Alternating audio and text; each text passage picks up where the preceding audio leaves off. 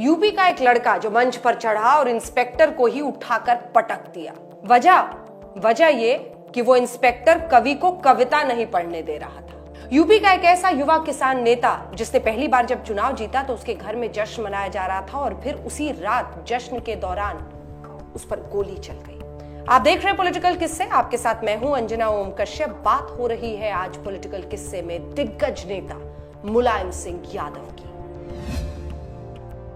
दिल्ली से जब कभी आप कलकत्ता की तरफ जाते हैं तो रास्ते में एक शहर पड़ता है, एक कस्बा, जिसकी सड़कों पर हमेशा चहल पहल रहती है और इसी वजह से आपको एक्सीलरेटर पर कम और ब्रेक पर ज्यादा पैर रखना होता है। शहर का नाम है जसवंत नगर, इटावा के करीब का शहर। इसी जसवंत नगर से 1967 में पहली बार डॉक्टर राम मनोहर लोहिया की संयुक्त सोशलिस्ट पार्टी के टिकट पर चुनाव लड़कर मुलायम सिंह यादव माननीय विधायक बने थे। मुलायम सिंह यादव का जिक्र आता है तो मुझे उनके राजनीतिक गुरु डॉक्टर लोहिया का एक किस्सा जो किताबों में पढ़ा था बार बार बेतरह याद आता है। 1950 का दशक था और लोहिया अपने बगावती तेवर और तीखे आंदोलनों के लिए जाने जाते थे। ऐसा ही कुछ उन्होंने फर्रुखाबाद में छेड़ा था, नहर रेट आंदोलन। और ये नहर रेट आंदोलन कैसे परवाज चढ़ता चला गया, देखिए। हजारों लोगों की गिरफ्तारियां हुई थी। खुद डॉक्टर राम मनोहर लोहिया लंबे अरसे तक जेल में रहे थे। डॉक्टर लोहिया जेल से बाहर आए। पत्रकारों ने चुहल में पूछा, आप चुनी हुई सरकार के खिलाफ बार बार ये आंदोलन क्यों करते हैं, चुनावों का इंतजार क्यों करते हैं? और तब डॉक्टर लोहिया ने जो जवाब दिया था वो आज भी भारतीय लोकतंत्र के हर सजग प्रहरी को जानना, सुनना और समझना बेहद जरूरी है। डॉक्टर लोहिया बोले थे, जिंदा कौमें 5 साल तक इंतजार नहीं करती हैं। क्या थी मुलायम सिंह यादव की सियासत, कैसी थी उसकी शुरुआत? 1968 में लोहिया जी का देहांत हो गया और दिल्ली में जिस अस्पताल में उनका देहांत हुआ उसका नाम ही उसके बाद राम मनोहर लोहिया अस्पताल हो गया। 68 में जब लोहिया का देहांत हुआ तो मुलायम सिंह यादव यूपी के, वेस्टर्न यूपी के एक बड़े उभरते किसान नेता चौधरी चरण सिंह की पार्टी भारतीय क्रांति दल यानी कि बीकेडी में चले गए। 1974 में मुलायम सिंह यादव बीकेडी के टिकट पर दोबारा विधायक बने। इसी साल बीकेडी और संयुक्त सोशलिस्ट पार्टी का विलय हो गया और नई पार्टी बनी जिसका नाम भारतीय लोकदल रखा गया। इमरजेंसी का दौर आया, तमाम गैर कांग्रेसी नेताओं को जेल में ठूस दिया गया। मुलायम भी जेल गए। इस दौरान तमाम पार्टी, तमाम धाराओं के नेताओं से उनकी मुलाकात हुई। इमरजेंसी हटी, विपक्ष के तमाम नेताओं ने एकजुट होकर जनता पार्टी बनाई, चुनाव लड़े। कांग्रेस केंद्र में और तमाम उत्तर भारतीय राज्यों में बुरी तरह खेत रही। उत्तर प्रदेश में सरकार बनी, जनता पार्टी की मुख्यमंत्री बने राम नरेश यादव। जसवंत नगर से जीत कर आए और 1, 2 नहीं 3 बार, तीसरी बार जब जसवंत नगर से जीतकर विधायक बनकर मुलायम सिंह यादव आए तो राम नरेश यादव की सरकार में वो मंत्री बन गए। पुराने दौर के पत्रकार बताते हैं कि उस वक्त मुलायम सिंह को कोई गंभीरता से नहीं लेता था। सब लोग उनकी जाति की तरफ इशारा करके ये कहते थे कि बचपन से जो काम करते आए हैं मंत्रालय भी वैसा ही थमा दिया गया है। लेकिन मुलायम सिंह उस फौज के, उस कौम के नेता थे जिसने इन फिक्रों को अपनी ताकत बनाने का हुनर हासिल कर लिया था।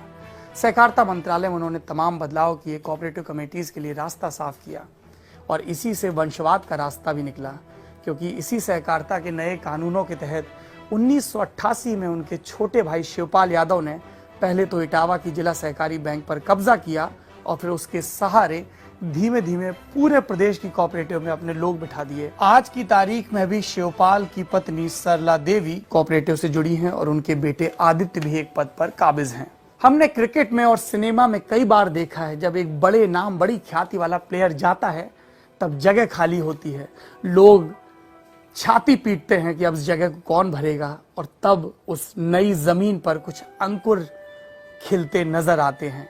मुलायम सिंह यादव का भी राजनीतिक कद तब ठीक से बढ़ना शुरू हुआ जब उनके राजनीतिक गुरु चौधरी चरण सिंह का देहांत हो गया। साल था 1987। हालांकि इसके फौरन बाद उनकी बनाई पार्टी लोकदल के संगठन पर कब्जे को लेकर चौधरी साहब के बेटे अजीत सिंह और उनके शिष्य मुलायम सिंह के बीच संघर्ष छिड़ गया। अजीत सिंह जो उस वक्त राज्यसभा के सांसद थे, उन्होंने लोकदल के बहुमत में विधायकों को इकट्ठा किया और उन्हें इस बात के लिए राजी किया कि वो नेता प्रतिपक्ष के सीट से मुलायम सिंह यादव को बेदखल करें। मुलायम सिंह यादव को अजीत सिंह के इरादों की भनक लग गई। उन्होंने पार्टी के कार्यालय में और तमाम मीटिंग की जगहों पर ताले डलवा दिए और अपने लठैत तैनात कर दिए। इसके बावजूद किसी तरह से अजीत सिंह अपने मंसूबे पूरे करने में कामयाब रहे।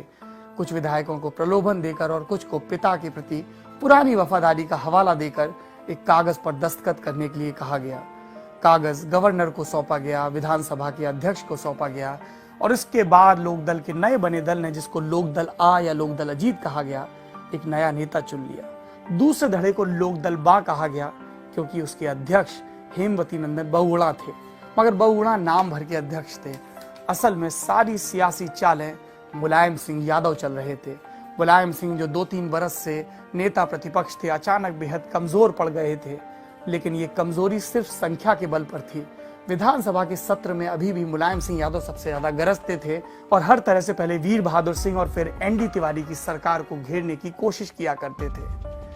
फिर विश्वनाथ प्रताप सिंह ने कांग्रेस छोड़ दी, जन मोर्चा बनाया और पूरे देश में बोफोर्स घोटाले और तमाम घोटालों की बात होने लगी। कांग्रेस विरोधी माहौल तैयार होने लगा। इसी दौर में एक मेटाडोर पर सवार होकर मुलायम सिंह यादव यूपी के गांव देहातों की धूल फांकने निकले, या कि अपने चुनावी किले की बंदोबस्ती का जायजा लेने के लिए निकले। वक्त आया 1989 का, दिसंबर का महीना। देश में लोकसभा के चुनाव हुए, साथ में विधानसभा के चुनाव हुए। लोकसभा के चुनाव में जनता दल राष्ट्रीय मोर्चा बनाकर उभरा।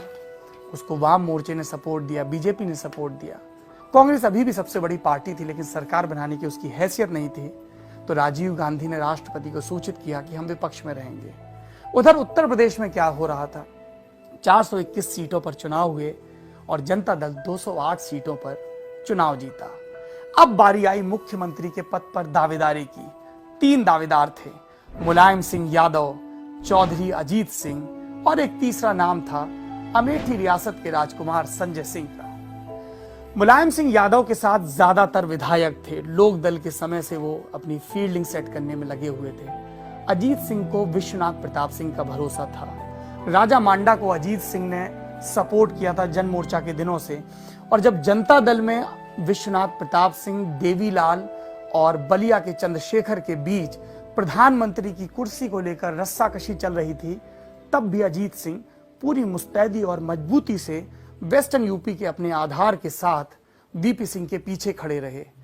2 तारीख को 2 दिसंबर 1989 को जब जनता दल की संसदीय पार्टी की मीटिंग हुई, तब वीपी सिंह के नाम का प्रस्ताव भी अजीत सिंह ने रखा था। उसी दिन शाम को लखनऊ में भी एक मीटिंग होनी थी, जनता दल के विधायक दल की मीटिंग।